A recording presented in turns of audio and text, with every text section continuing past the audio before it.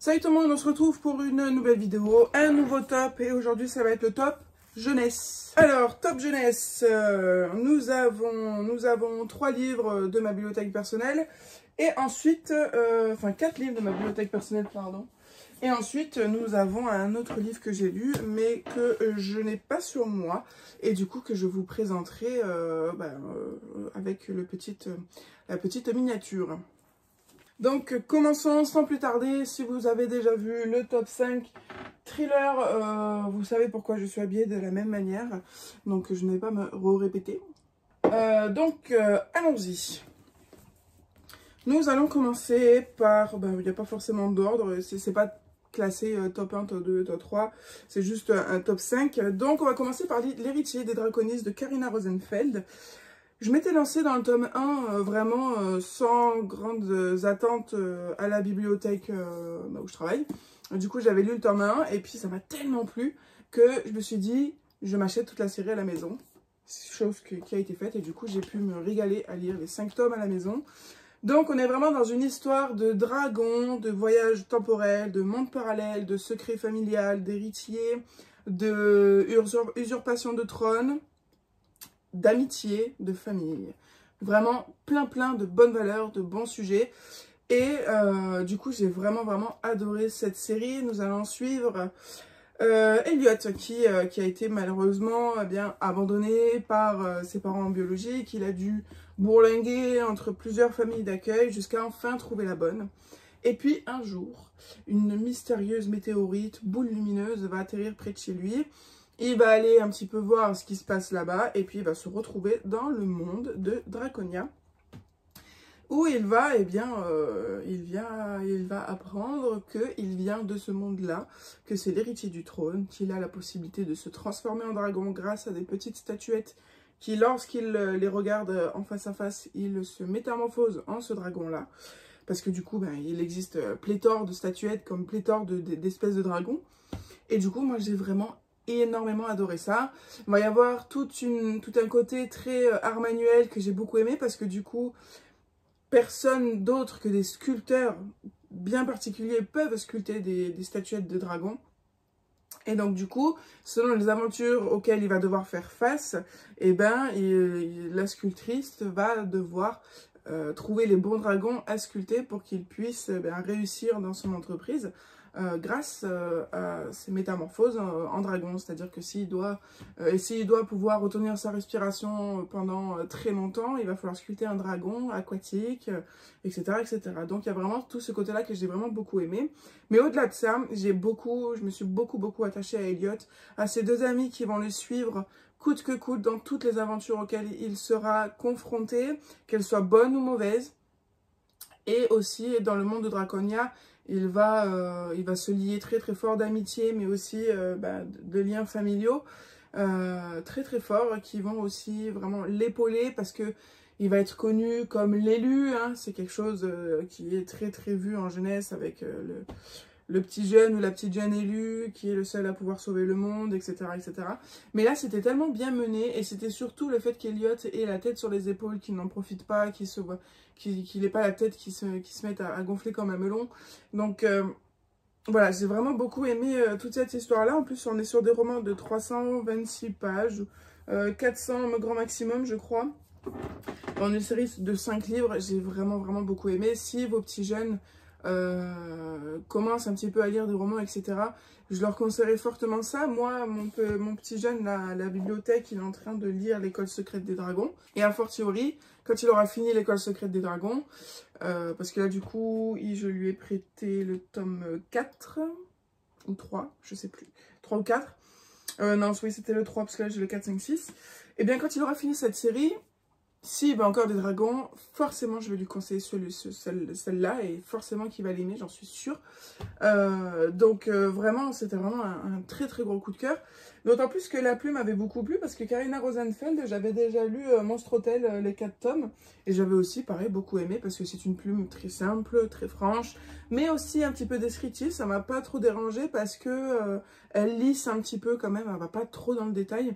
Mais les descriptions sont quand même assez... très facilement visualisable, donc c'était vraiment parfait pour moi. Ensuite, un petit cozy fantasy que j'ai adoré lire, c'est La bibliothèque disparue. C'est un livre, je ne pensais pas le prendre au début, et puis finalement je l'ai pris. On est sur Evan qui va tomber sur un livre mystérieux. Et il va un petit peu enquêter sur la bibliothèque qui va être gérée par Abby, pardon, qui va être Abby, la bibliothécaire de cette bibliothèque, du coup. Et puis, on va avoir Mortimer, le chat, qui va être le gardien de cette bibliothèque. Sauf qu'il va se rendre compte que pas tout le monde ne voit les mêmes choses que lui, qu'il y a des choses qui sont cachées à la vue de tous, des énigmes vont devoir être résolues. Voilà, tout ça en un petit nombre de pages, on est sur du 235 pages. C'est vraiment très très frais, et surtout ce que j'ai beaucoup aimé, c'est qu'on a le point de vue de Abby, de Evan et de Mortimer, le chat, juste là. Voilà, on est vraiment sur l'amour du livre, l'amour de la lecture, l'amour de la préservation du patrimoine. Vraiment très très porté sur ça. Et voilà, j'ai vraiment beaucoup aimé. C'est sans prise de tête, c'est très facile à lire. Pareil, ça, il n'y a pas de suite non plus. Donc c'est vraiment un petit livre comme ça qui peut être sympa à lire. Mais il faut vraiment être habité, je pense, par cet amour de la lecture pour vraiment comprendre un petit peu toute la passion qui est décrite dans ce bouquin. Ça, par exemple, je ne sais pas si ça pourrait vraiment plaire à mon petit jeune à qui je conseillerais L'héritier de Draconis, qui lui est vraiment plus dans l'action, dans l'enquête, dans la bataille, dans les créatures fantastiques, etc. Là, ce serait, je pense, un petit peu trop mou pour lui, mais voilà, c'est de la cozy fantasy. Si votre petit ou votre petite a besoin un petit peu de se reposer, n'a pas envie de se lancer dans des longues séries, aime les chats, aime les livres et tout ça, ça peut forcément lui correspondre. Donc c'est pour ça qu'il a sa place ici, parce qu'il m'a vraiment fait du bien au cœur. Ensuite, on va partir dans des univers un petit peu plus sombres, notamment avec Arena 13 de Joseph Delaney. Donc cette année, je m'étais mis pour but de relire quelques-uns de mes coups de cœur, chose qui a été faite notamment avec Arena 13, parce que quand j'étais plus jeune, donc j'avais 13 ou 14 ans, j'avais lu le premier tome seulement, je n'avais pas lu les deux autres, donc la fin. Et donc cette année, c'est chose faite, hein. Ce premier semestre, j'ai lu le tome 1, 2 et 3, et cette série est aussi un coup de cœur. C'est une série qui m'a vraiment fait vibrer, qui m'a tellement transportée que j'en rêvais la nuit, même des fois j'en cauchemardais, parce que c'est quand même un univers très très sombre, hein. Il ne faut pas le mettre entre les mains de tous. Ça parle vraiment de trucs très sanguinolents, de décapitation, de têtes qui bougent toutes seules, de sang, de coupures, de douleurs extrêmement fortes. Vraiment, c'est de l'horreur. C'est de l'horreur vraiment pure et dure, mais c'est du Joseph Delaney. Mais j'ai justement, avec une autre petite jeune, je lui ai fait découvrir L'Épouvanteur, donc elle était à fond dedans. Et au fil des tomes et tout, je vois qu'elle avance, etc. Je dis, écoute, si t'aimes bien l'auteur et tout, mais que t'as pas envie de te faire les 16 tomes d'affilée, essaye la petite trilogie qu'il a écrite. Donc du coup, je lui ai conseillé Arena 13. Mais je lui ai dit, par contre, fais attention, parce que si L'Épouvanteur t'a mis un peu mal, parce que c'est aussi de l'horreur, Arena 13, c'est vraiment un level au-dessus. Hein. Et donc du coup, elle a été prévenue, je l'ai préparée. Et du coup, elle a lu aussi la trilogie dans son entièreté, parce que c'était vraiment... C'est super addictif, quoi. Donc, si vous n'avez pas le tome 2 à la fin du tome 1 et que vous n'avez pas le tome 3 à la fin du tome 2, c'est vraiment horrible. Donc, un conseil, ayez les 3 tomes à dispo, pas forcément acheter, mais regardez dans votre bibliothèque s'ils ont les 3. Parce que c'est vraiment super addictif, il y a du combat. Donc, c'est une histoire de... C'est surtout que pour avoir une belle vie, il faut être combattant dans l'arène numéro 13, parce que c'est celle où on a le plus de chances de mourir et le moins de chances de gagner. Et donc, du coup, là, on peut se faire le plus de pognon si on gagne. Donc voilà, c'est vraiment très sombre. On est quand même là sur du un peu plus gros roman, on est sur du 380 pages. Le tome 2 est beaucoup plus gros, le tome 3 un petit peu moins. Mais voilà, c'était vraiment un très gros coup de cœur. Ensuite, autre coup de cœur, c'est Podkin le Brave. Alors, j'avais commencé par lire Uki de Fourrure. J'ai fait les choses à l'envers, mais bon, vu que c'est 2 histoires indépendantes, mais dans le même univers, on pouvait faire dans cet ordre-là. Mais du coup, en ayant lu Uki de Fourrure, le tome 1, et j'ai adoré, et moi je me suis dit, il faudrait quand même que je lise la série mère. Et donc du coup, pareil, j'ai emprunté le tome 1 au boulot, j'ai adoré, et je me suis dit, il me le faut à la maison. Donc du coup, je me suis pris la trilogie entière à la maison pour pouvoir le lire à ma guise, et pouvoir les relire dans quelques années. Et j'ai vraiment beaucoup aimé. Là, on est sur une histoire, pareil, de fantasy très très sombre, fantasy animalière, parce que du coup, ce sont surtout principalement des lapins. Et c'est très original, c'était très très bien écrit. Mais surtout, ce que j'ai beaucoup aimé, c'est que c'est une histoire qui nous est narrée. On n'est pas dans ce côté...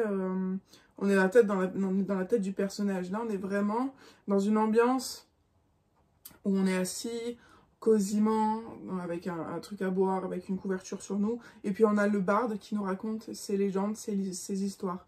Et on a, du coup, deux temporalités. On a la temporalité où nous avons justement le barde qui raconte cette histoire à son apprenti barde. Et puis, on a la temporalité où, au moment où il va nous raconter cette histoire, parce qu'on va suivre un petit peu aussi son quotidien, ces choses-là, mais au moment où il va dire à son apprenti, voilà, je continue mon histoire, eh bien, on va changer de temporalité et on va être dans le temps de l'histoire qu'il va raconter. Vous voyez? Donc, il va raconter l'histoire de Podkin, et au moment où il va raconter l'histoire de Podkin, on va être avec Podkin. Donc, cette double temporalité, attention, ça peut perdre peut-être des fois un petit peu les enfants. Mais j'ai vraiment beaucoup aimé, voilà, ce moment où on est vraiment imprégné, le moment où on recule, où on souffle un coup avec le barde. Et voilà, j'ai vraiment beaucoup aimé cette histoire-là. On est vraiment dans de la fantaisie pure et dure, donc ça peut plaire beaucoup à ceux qui ont adoré Seigneur des Anneaux, ceux qui ont aimé Bilbo le Hobbit, etc. On est vraiment dans cette même ambiance extra. Ensuite, le dernier pour faire mon top 5, c'est la série Dragon Assassin. Donc à la base, c'est une trilogie. Nous attendons désespérément la publication du tome 3. Mais du coup, nous avons donc Dragon Assassin. Le tome 1, c'est Carmen et le Dragon. Et le tome 2, Dragon Assassin, Sang Royal. J'ai adoré ces deux premiers tomes. Et j'ai qu'une hâte, c'est le tome 3 du coup. J'espère vraiment qu'il sera traduit parce que c'est une série qui n'est pas toute jeune. Et donc du coup, dans cette série, ça peut... vraiment ressembler à Demoiselle et le Dragon, je crois, le film qui est sorti sur Netflix, et le roman aussi, mais Dragon Assassin est arrivé avant. Donc priorité à lui. Mais on est sur une histoire où on est dans une guilde d'assassins. Et malheureusement, notre jeune fille que nous allons suivre dans ses aventures n'a pas forcément les meilleures notes. Et du coup, pour avoir son diplôme, pour être bien vue de tous, etc., elle va essayer de grappiller quelques points. Et dans leur règlement, il est dit que si ils arrivent à ramener des œufs de cygne noir qui leur servent de monture et qui sont des animaux très violents, eh bien, ils peuvent gagner 20 points et du coup assurer leur passage à l'année supérieure. Du coup, ces choses qu'elle va faire, elle va partir à la conquête d'un œuf.